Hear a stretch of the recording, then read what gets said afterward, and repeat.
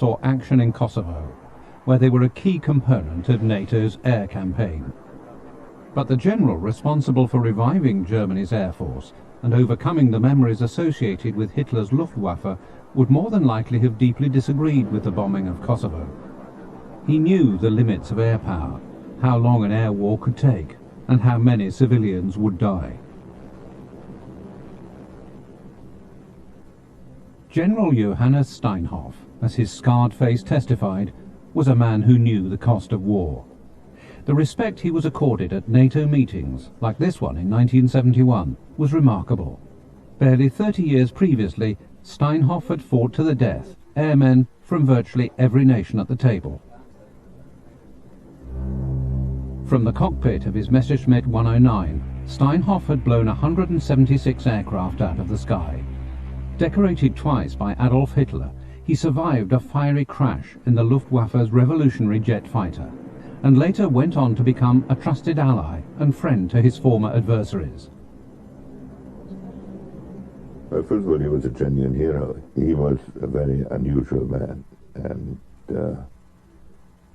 nobody would ever have thought that a man who was a premier German ace during World War II would emerge as, for a time, the principal contact between NATO and his own country. I think that when you met Steinhoff, you knew he had been around, and you saw that burned face, and his reputation preceded him. Everybody respected him. Steinhoff had a unique perspective on the ethics and morality of professional soldiering. He'd been both a hero and a victim of the Third Reich. In seeking to prevent a Fourth Reich, he found his redemption. While he had clearly started as a patriotic German supporting the German war effort, he conveyed the sense that he had learned the lesson of Germany's history. On more than one occasion, Steinhoff was called on to help convince a skeptical world that those lessons had, in fact, been learned by Germany. But he was also pragmatic enough to know that forgiveness might take more than a generation to accomplish.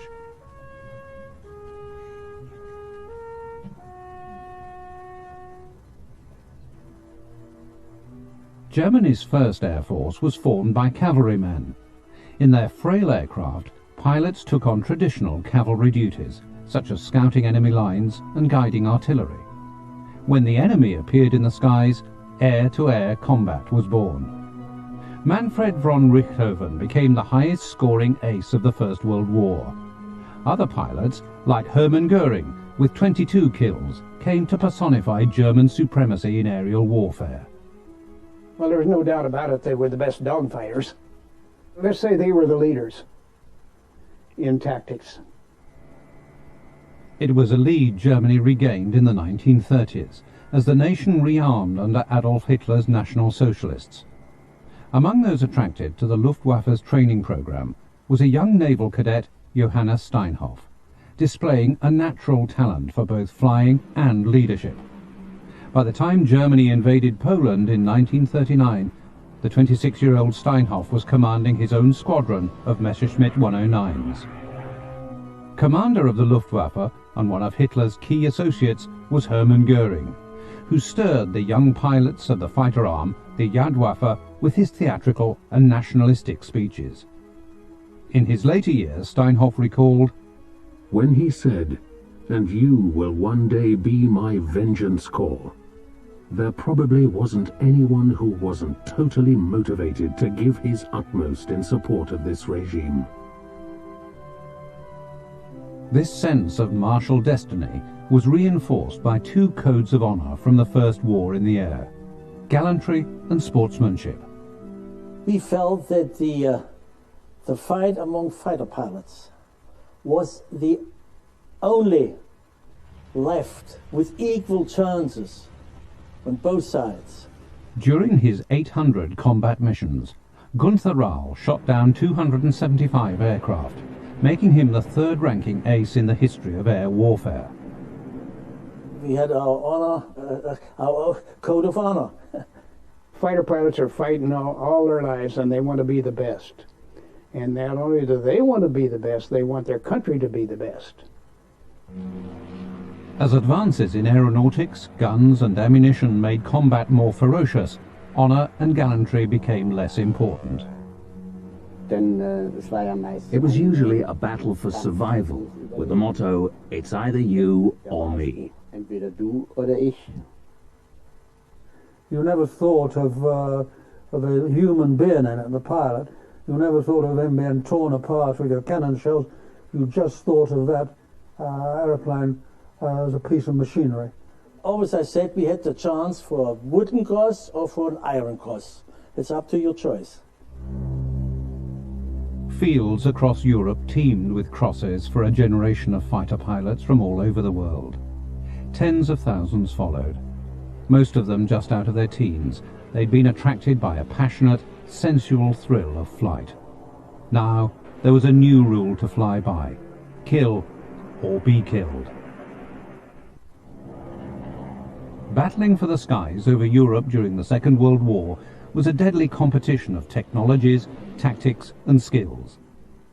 Johannes Steinhoff wrote, Fate either granted the pilot this time to prove himself, or it struck suddenly and with overwhelming force, making him brutally aware of human impotence as his flaming aircraft plunged earthwards. These battles would shape the conduct of air warfare for the rest of the century, and lessons the young combatants learned in action against one another would be used in later years when they flew together as allies. World War II, right from the beginning, was the Air Force the important force.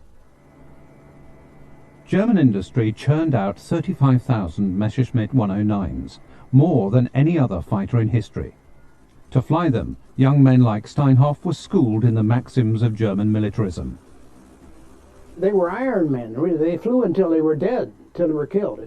They used us, and we were willing to do this, as long as we could. So, in my particular case, I was about 15 months in hospital. I was shut down 8 times. I was injured 3 times. And certainly I went back to my squadron. My squadron was my family.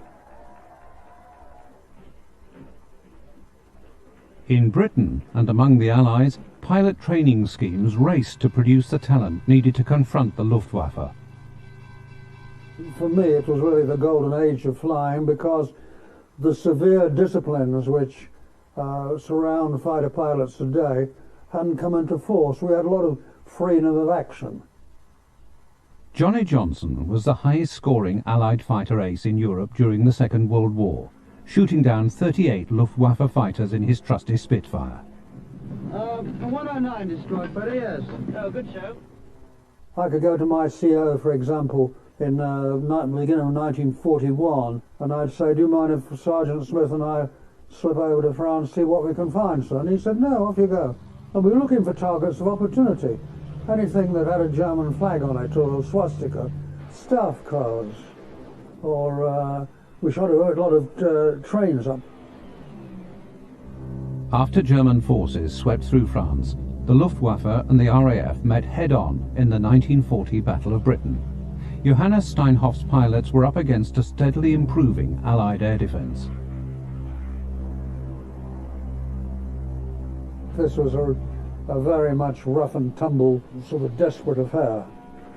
No quarter ask, all given. The rapid fire of the gun, they could get 100 rounds off in 2 or 3 seconds. In my case, the shot hit the instrument panel. I got glass splinters in my face. One splinter's still there, in my cheek. Walter Schuck survived and shot down 206 aircraft. Steinhoff was a survivor too. Over the course of the war, he was shot down 12 times, crash landing always, and scoring 176 victories along the way. Whether German, British, Russian or American, the sensation of combat was the same. Thrill turned to terror. So the first thing the poor sod knew about it was a great burst of shot and shell coming into the cockpit, probably the last thing, coming into his cockpit. If he did see you, then they generally pulled up into a turning circle and then began the dogfight. Sich ja gegenseitig zu beschützen, gegenseitig. Nicht einer allein. You had to protect each other, not a case of one person looking out for themselves and ignoring the comrade by their side, leaving them to be shot down by the enemy. Beachtet wurde dann vom Gegner abgeschossen. In and out, quick. In and out, never linger. If you lingered, you were dead. Unwritten codes of conduct were established among enemies, such as when an opponent's aircraft was damaged but still flying. Back him down. Finish him off. But if he got out, leave him alone. The Luftwaffe also observed this rule, so much so that there was no confirmed case of a German fighter pilot firing on an adversary who'd bailed out. I think one of the things we were most afraid of, and ever, was getting burnt. Sir Christopher Foxley Norris commanded Spitfire and Mosquito squadrons. Like Johannes Steinhoff, he also started in biplanes, eventually becoming Britain's Air Chief Marshal. I was flying a night sortie one day with a string of aircraft on anti-shipping, and one of them, the pilot got hit when he was transmitting, and he left the transmitter on, and he screamed all the way down. And nobody made an attack that night. While Winston Churchill spoke elegantly about the future of mankind, pilots had more basic concerns. What I was worried about was getting my backside shot off. Mankind could wait until I got back on the ground. You know, in our days, everybody says, you fought for the Nazi regime. It's not our feeling. We fought for our country. And the country was at war. However it came to war, we were not informed. There was war, the country was at stake, and we acted like the British say, right or wrong my country. The Battle of Britain ended with the Luftwaffe sustaining heavy losses.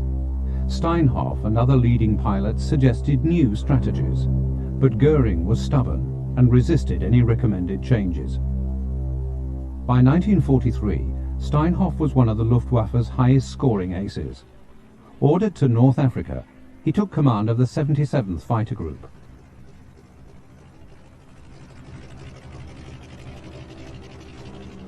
With the growing Allied fighter and bomber forces pressing home their attacks, Rommel's Africa Corps crumbled, and Steinhoff's bullet-riddled Messerschmitts retreated to Sicily.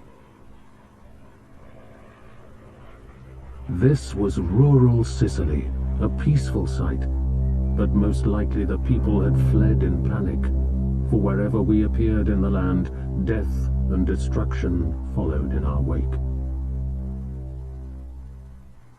The overall commander of the Luftwaffe fighter arm was the swashbuckling Adolf Galland, and he took personal charge in Sicily. On June the 25th, 1943, Galland ordered Steinhoff to lead a combined German-Italian force of 100 fighters against a flight of 200 American B-17s. I pulled my Messerschmitt up to the same height as the bombers as though I had done it 100 times before. The crosswires of my sights shook to the cannons.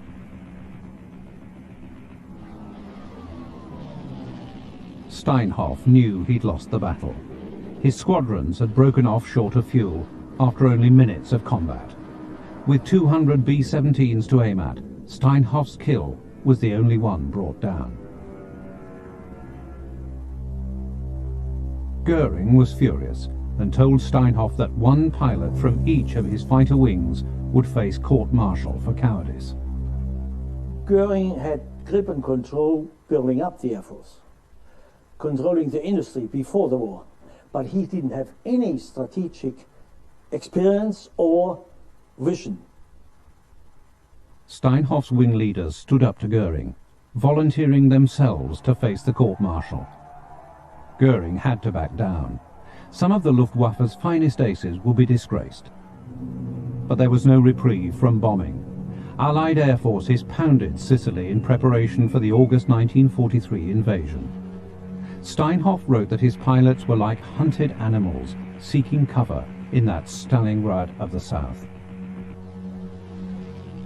Galland ordered the retreat, and Steinhoff's fighters escaped to the Italian mainland.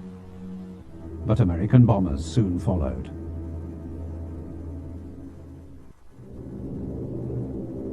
By midsummer 1943, the Allies' four-engine bombers were pounding German and Italian forces. On August the 19th of 1943, our target was the city of Foggia. On only his third bomb run, B-17 pilot Bud Kingsbury was about to encounter Johannes Steinhoff's Messerschmitt. We were told to expect between 250 and 300 single and twin-engine German and Italian fighters. And as we crossed the Mediterranean, they just came up like a swarm of flies. The B-17 had a 10-man crew, and 8 of those men had 1 or 2 guns apiece. We had about 70-75 seconds of firing those 50 calibers. A little over 7,000 rounds total. Luftwaffe fighter pilots said that attacking a B-17 formation was like trying to run through a shower without getting wet. The US raid on Foggia was one of the most devastating of the Italian campaign. There were tens of thousands of people killed, and my squadron actually took out the powerhouse, and it was terrible. As the B-17s withdrew, Steinhoff's Me-109s pounced again. Bud Kingsbury's plane was badly hit. They knew we were going down, and one by one they picked off those guns in the back. The fighters kept coming. That they were doing their job just like we did ours. They had to get us out of the sky, and they were doing a heck of a job on me. Wounded in the shoulder and neck by shrapnel, Bud gave the order to bail out. The 5 gunners in the back never had a chance to exit the aircraft. They were either all dead or so badly wounded they couldn't get out. Bud's parachute opened, and slowly he began his descent towards the sea. When I got to about 10 or 12,000 feet, I saw 2 109s coming in at me. They were the last bunch of the fighters probably coming back to refuel and rearm. And I thought sure they were going to spray me. But instead they broke formation and dipped their wings as they went around me as if to give me a salute and say, "Have a nice ride down." He shot my airplane down, but he didn't shoot me. That's a real sportsman. Bud Kingsbury swam for 32 hours to reach shore. He was the sole survivor of the 10-man crew and spent the rest of the war in Stalag Luft 3, the prisoner of war camp made famous by the film The Great Escape. In 1943, US bomber crews were required to fly 25 combat missions. A third did not make it to the end. But the Luftwaffe was faring much worse. German fighter pilots had no rotation. They were to fly until the war was won, or die trying. Steinhoff felt the German war effort was doomed, and so too did his enemies. The German fighter pilot of 1944, say at the time of Normandy, time of the invasion, was nothing, couldn't compare with the German fighter pilot of 1940. Couldn't compare with them, they're different people. The normal attrition rate in a wing was, in a mission, 50%. So every second pilot doesn't return, statistically. And we had young pilots not trained, without experience, but forced to go in combat. The survival time was 3 missions, and they were killed. It was murder. But there was one more brutal year of fighting yet to come. And still the Reich continued to observe its rituals. Steinhoff was ordered to Hitler's headquarters to receive the sword's emblem to his knight's cross with oak leaves. He looked worn out. It was the face of an old man, the watery, almost muddy eyes seeming to stare into the distance. His voice was rough, like a chain smoker's. Gunther Rau, too, was shocked to see what had become of the Führer, who'd awarded him his oak leaves just a year earlier. This man is not anymore completely under control, you know. He was a little bit confused about his own situation. Meanwhile, British Lancasters, B-17s and the rest of the Allied bombing force were striking deep into Germany. The Luftwaffe command had not anticipated these sustained, long-range attacks, and Goering refused to take responsibility. All blame for the devastation lay with his fighter squadrons, and he issued this order. The Jagdwaffe is going to give battle to the last man. If it does not, it can go and join the infantry. The German people don't give a damn about the Jagdwaffe's losses. We were all exploited by the Nazis. Our leaders believed, or pretended to us, that the best thing for us to do was to defend the fatherland. I would like to see someone who would not defend their fatherland. They would be called traitors and put up against the wall. With Adolf Galland now tacitly supporting his renegade pilots, a plot to remove Goering developed, also known as Get Fatty. One of Steinhoff's pilots suggested assassination. Cooler heads reasoned that the Reichsmarshal's murder alone would do nothing to improve the Luftwaffe's strategy. The conspirators turned to General Ritter von Greim, Goering's subordinate. He sympathized with Steinhoff and the others, but said he was powerless to act. Then suddenly, an order to come to Berlin was issued to the 5 leading conspirators, including Steinhoff. The SS had been monitoring their every move. Now, Goering wanted to meet them, face to face. Colonel Gunther Lützow was the commander's spokesman, and he told Goering that he'd humiliated them. But there was still time, he said, to prevent the rest of Germany being reduced to ashes. Goering reacted angrily, again criticizing their conduct in battle. Lützow shouted back that Goering had ignored the 4-engine bombers completely and had starved the Jagdwaffe of new aircraft and weapons. Shaken, Goering threatened to have Lützow shot, and stormed out of the room, leaving Steinhoff, Lützow and the others to ponder their fate. Well, in wartime Germany, if you lose a battle like that, it's just like cutting your own throat. Goering fired and tried to court-martial and was going to have Galland shot. Steinhoff was summoned by the head of Luftwaffe personnel and suspended. The conspirators were spared only by the intervention of Hitler. The Führer would give them one last chance, in effect, a suicide mission. It was Goering who relayed the order to Galland.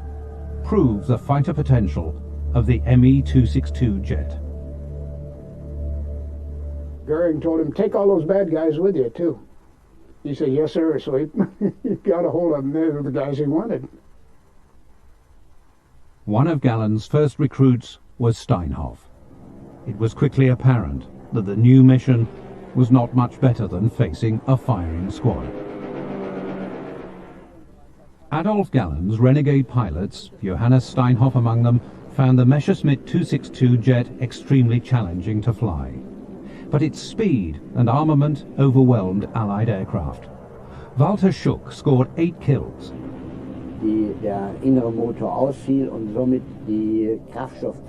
That was the aim, the inside engine, also cutting off the fuel supply to the outer engine.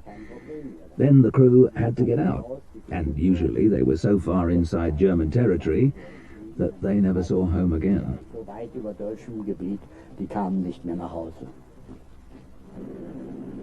In his new jet, Steinhoff shot down a Russian plane. But on April the 18th, 1945, the wheels of his plane struck a bomb crater on takeoff. The fighter crashed, erupting in flame. With his clothes and face burning and inhaling fiery gases, Steinhoff barely managed to escape. And when Galland landed from this particular sortie, he said, I want to see General Steinhoff's body. And they said, but he's not dead, sir. He's in the sick quarters, so I think, take me to see him. And they took him to see him, and Galland had a long look at Steinhoff, and he turned to the doctor and said, kill him. And the doctor said, sir, and he said, kill him. Nobody must be allowed to survive under those conditions. And the doctor, who must have been a very brave man, because he didn't say no to generals, refused to kill him. Steinhoff, a master of the air war, was now fighting for his life in a hospital bed. Doctors struggled to save the remaining flesh on his head and hands. When the pain was at its worst, I thought I was being attacked by ants. Swarms of them were creeping up my neck under the bandage.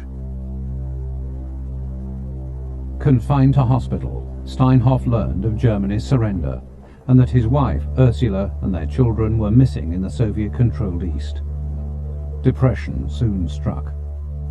News also came that his close friend and fellow conspirator Gunther Lutzow had been killed in action just 2 weeks before the war's end. More damning revelations were to come. My nurse has told us about the horrors of the concentration camps. She brings us the first peacetime newspapers which call our attention repeatedly and in detail to the disgrace of our nation. Auschwitz, Treblinka, Buchenwald. As if we had not known. In 1945, in the first place, I took a mosquito squadron over there. And first, there weren't just the half dozen really big camps like Auschwitz and Belsen. Every little town had its concentration camp, maybe only a staging post sort of thing. And to put it brutally, you couldn't avoid knowing they were there because of the smell. Allied doctors began a 20-year process of rebuilding Steinhoff's face. 6 months after the end of the war, his wife and children escaped from the Russian zone. When he came home, we really didn't, my brother and I, we really didn't know our father. And I remember my mother and another family friend, they came to me and to my brother and they said, now, your father's coming home. He's the same person that he was before, but he'll look different. And then they said, but don't be scared. Can you imagine starting family life that way? In the rubble of post-war Germany, Steinhoff had to start all over again. You know, we fought for our daily life. There was nothing. There was absolutely nothing. There was no state, no nothing, no money, no nothing. Yeah? And so you start. Steinhoff began to paint, taking a job as a copywriter for a Munich advertising agency.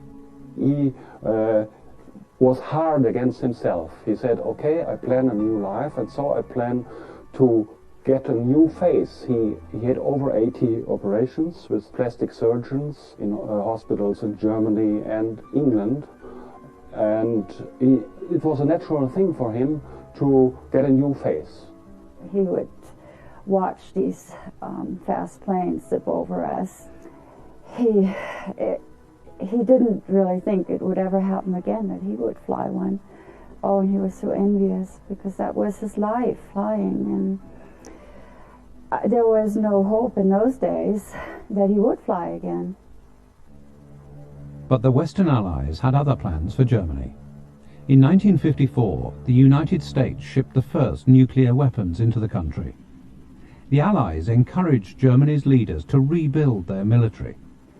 Steinhoff was among the first wartime commanders to be called up. Only 11 years after his terrible crash, he returned as a colonel in the Bundesluftwaffe, the People's Air Force. I didn't have the intention to join the German Air Force, and Steinhoff wrote me a letter. How do you think we should ever build up a German Air Force? In the United States, Steinhoff and Rahl learned to fly the F-84, and later the F-104 Starfighter. Before you knew it, he was like a phoenix. He didn't think of the face anymore. That was all secondary. It was his achievements that became the first thing.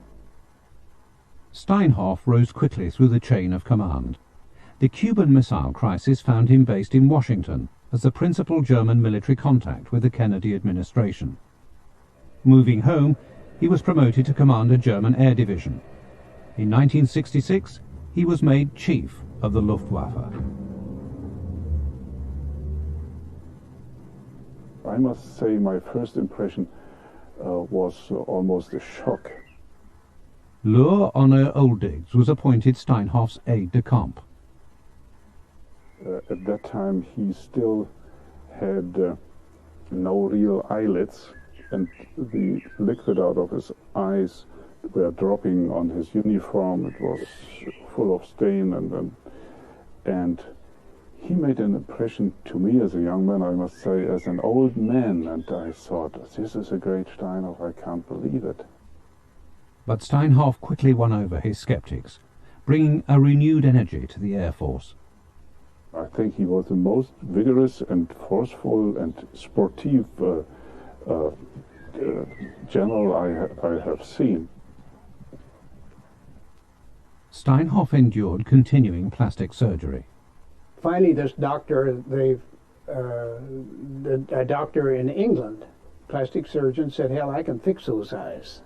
So he did. He knew where to get the skin, and that's required. It's very unusual. A man only has it in one other place, and he grafted it from one place to another, and he was able to give him eyelids. He was staying with me in our house, having had an operation. He was talking to my wife, and he said, "This is the happiest day of my life." And she said, "Why, Johannes?" And he said, "Look, eyelids." And he'd been able to close his eyes for the first time in 14 years. Steinhoff worked closely with his second-in-command, Gunther Rau. First of all, we didn't want to achieve for an Air Force. We want to achieve for NATO. The NATO had a concept, and we made our contribution. They'd inherited a crisis in the shape of the Luftwaffe's main fighter, the American-built F-104 Starfighter. 35 aircrew had been killed in crashes, and it was nicknamed the Widowmaker. In 1965 we lost some 25, and in 66 28 starfighters, and not only the public was stirred up, it even touched the spirit of the Air Force itself, in particular the pilots. In his bid to bring about change, Steinhoff encountered a bureaucratic maze. 104 government departments had some measure of control over the F-104. He said, we must change it. I must be the only responsible man in the Ministry of Defense for decisions which are concerning the Starfighter 104. The German variant of the F-104 was especially complex. Steinhoff improved training and ordered his pilots to put in more flying hours. A sense of pride was reinstituted. A pilot had a crash and he was burned like my father. His face was burned, and when he got out of the hospital, he invited him to our home and said, "The best thing for you is, look at me, fly again." This was his answer. Starfighter casualties were soon a rare occurrence. Steinhoff's next task was to stage a massive demonstration with the objective of restoring respect for the German Air Force at home and abroad. They were flying all kinds of planes in a very short time, in 2 hours. He told me before, well, if there will be one accident, I can bail out, but there's no accident. Schmidt was there, the Secretary of Defense, and Brandt, the Chancellor, and they all saw what the pilots could do and how they did it. And they wondered, oh, it's really rather overwhelming what they are doing. They were convinced, the German Air Force was back. In style and substance, Steinhoff's command could not have been more distinct from the criminal excesses of Hermann Göring. Steinhoff wanted this, above all else, to be perfectly clear. From the very beginning, he himself informed the press and the media And I think once or twice a week in the beginning, everybody could see Johannes Steinhoff and his impressive wounded face on TV. And that's the secret, obviously. If you don't have respect from the population, you can't overcome all the other sensitive political issues. He was just trying to say that the German people want to be drawn back into the Western Hemisphere and give them another chance. Yeah. I think he succeeded. Now known as the manager in uniform, Steinhoff had reinvented himself. His new allies at NATO also saw in him something else, a new weapon in their confrontation with the Soviet Union. 1970. The Soviet Union would soon have 7,000 nuclear warheads in its arsenal, the US 9,000. Less than a dozen medium-yield warheads could devastate countries the size of Britain and cause a radioactive winter that might last 1,000 years. This was the new reality for soldiers like Steinhoff, who'd once had only a few cannon to fight with. He feared nuclear war, obviously, above everything. He was aware of the dangers, but he was also very hopeful that it could be managed. Steinhoff believed in negotiating with the Soviets, but from a position of overwhelming strength. His colleagues at the NATO headquarters in Brussels agreed.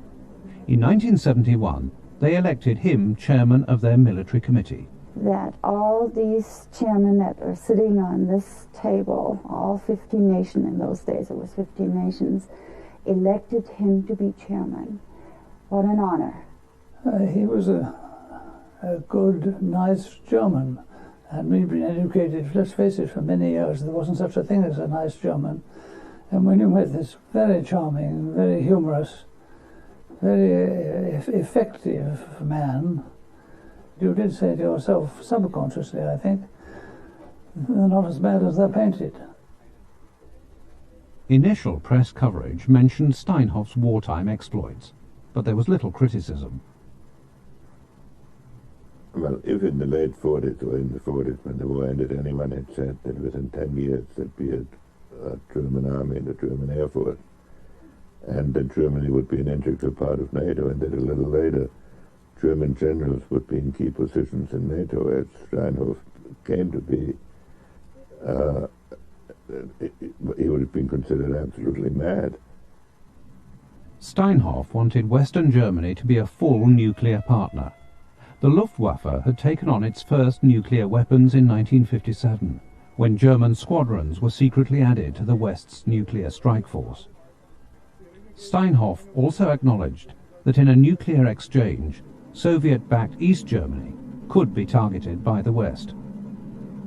He was prepared to pay the price, and all these decisions were very difficult for the Germans because they were going to be the major theater of operation. The more weapons they permitted on their territory, the more air bases there were on German territory, the more likely, in case of conflict, was the country to be devastated. Despite his success, Steinhoff, like all Germans, was aware that the nation's wartime past would regularly come back to haunt post-war reconstruction. In 1985, Chancellor Helmut Kohl invited President Ronald Reagan to a ceremony of reconciliation. I think at first everybody here and on the military side thought, what a great symbolic appearance of the President and our Chancellor. The cemetery had never been in discussion before, and these people did not really look into the issue of the Holocaust enough, I think. The small Bitburg Cemetery had been chosen by Kohl's staff for its proximity to the US Air Base, where Reagan would arrive. Then the organizers discovered these: the graves of a number of SS troops thought to have killed American prisoners during the Battle of the Bulge. It became explosive. Well, they had to defuse it. The visit had to come off. After all, Germany was the strongest ally of NATO and a partner with America. Holocaust survivors and Jewish leaders around the world protested. But Reagan decided cancelling the trip would damage an alliance that was a crucial counterbalance to the Soviet bloc. To pacify the Jewish community, the Reagans first paid tribute to the victims of Nazi persecution, then they went on to Bitburg. I think it was wonderful because I think Reagan, in going through with that, even though he got a lot of flack from it in the United States, did the right thing. I was proud to see Steinhoff there with him. Steinhoff and one of America's great wartime commanders stepped forward. General Matthew B. Ridgway and General Johannes Steinhoff, reconciled and united for freedom, they reached over the graves to one another like brothers and grasped their hands in peace. Steinhoff and Ridgway, old soldiers taking flak, as ever, for the politicians. The German public felt he rescued a semblance of honor for them. While Jewish and other groups denounced the ceremony, Steinhoff could understand their anger. He said, this is the result of what Germany did during the 1,000 years of empire. Steinhoff had retired in 1974, and the German Air Force continued to evolve along the patterns he'd established. His death at the age of 80 in 1994 prompted tributes of respect from around the world. Well, he was strong enough. He always wanted to move something. He always had visions. He always said, no, this is not enough. I want to make things move. I had a warm personal feeling towards him, and he was, on the one hand, the quintessence of an officer, but on the other hand, he was also an intellectual. He was the hero of my juvenile flying dreams. He was the one who gave the self-respect back to the pilots and the Air Force.